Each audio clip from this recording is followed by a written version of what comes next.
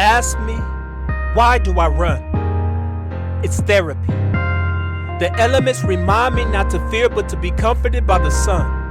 Even in the shade, the sun covers me, so fear can't smother me because courage colors me brave. The ground is our reward. As my feet beats the pavement in protest against time, it's not patient. Yet I patiently embrace the ground because I would rather be standing on it than be laying underneath each.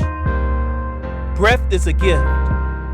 Inhaling grace and new mercies in our morning. Morning normalcy, or at least the version of it we covered yesterday's freedom because of today's bondage. We thought we broke those chains years ago. I run because it teaches me about endurance.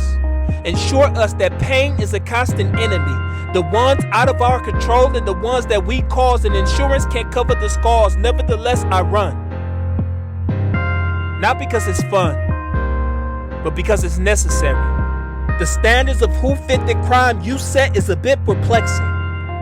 Maybe because you get to make the rules, but all I know is that it's almost impossible to meet them, and yet we seem to always conveniently fit the descriptions of a smooth criminal. Besides, we'll grow out of shape, image bearers, trying to mold ourselves to yours. Like, whatever we do is hazardous to your health. Like, you can't stomach blackness, you break fast because you raise and brand us serial criminals. I've seen what eating Skittles can do to the body. I've seen what prolonged sitting can do, whether in the church worshiping our Savior or in the car with Bae and Baby, playing too much video games or eating ice cream in my own home. Well, as long as I still have running. Wait, I can still run, right? Oh, as long as I don't run too fast or too slow in the wrong neighborhood, because all of us black folks look the same, right? When one of us are unjustly killed, we all feel the weight of their plight. Our arms are too tired to lift the weight of your world off of our shoulders. So we bond together because the three-string cord is not easily broken. Spoken names of those whose life was not in vain. Pain radiates through the body as murder is the outcome, but not the case that they gave them. Sounds familiar? They play savior and save them, while playing savior justifying their slaying. But the punishment doesn't fit the crime. I would be lying if I said that it doesn't hurt. And it stings even more when the church views senseless killings as worship. Guns like Bibles, believing in the inerrancy of their word, treating bullets penetrating bodies as a sermon entitled "Stay in Your Place."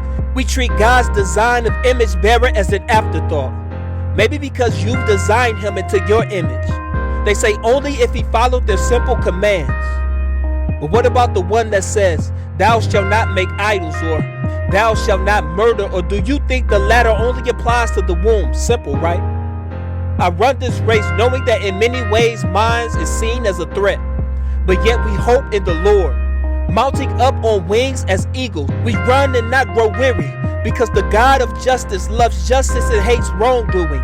I run not as one who runs aimlessly, but I run after the Father who has a crown stored up for me. He is just. He is a righteous judge, an avenger of injustice. I run with perseverance the race marked out before us, and he's my strength when I get weak. I'm tired now, but I lean on the Lord for the strength I need to keep running. Let us keep running.